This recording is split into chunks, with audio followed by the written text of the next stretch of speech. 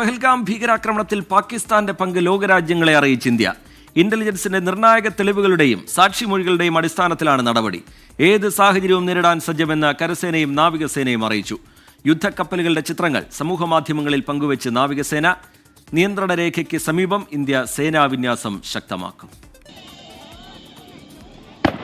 പഹൽഗാം ഭീകരാക്രമണത്തിൽ പാകിസ്ഥാന് പങ്കുണ്ടെന്ന ഇന്റലിജൻസ് റിപ്പോർട്ടിന്റെ അടിസ്ഥാനത്തിലാണ് കൂടുതൽ തെളിവുകൾ ഇന്ത്യ കൈമാറിയത്.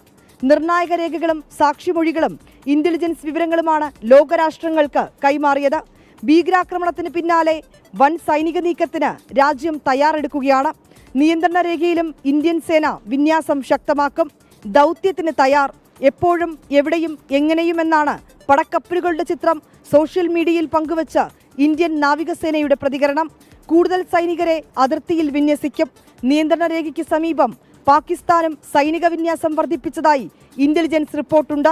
പാക് പൗരന്മാർക്കുള്ള വിസ റദ്ദാക്കിയതിന് പിന്നാലെ ഗുജറാത്തിൽ പോലീസ് നടപടികൾ ആരംഭിച്ചു. അഹമ്മദാബാദിലും സൂറത്തിലും രാത്രി വ്യാപക പരിശോധന നടത്തി.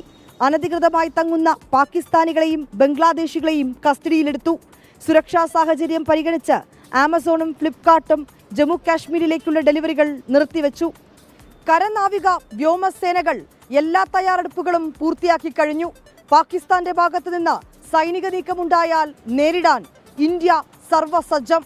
വിനീത വിജി, 24, ഡൽഹി.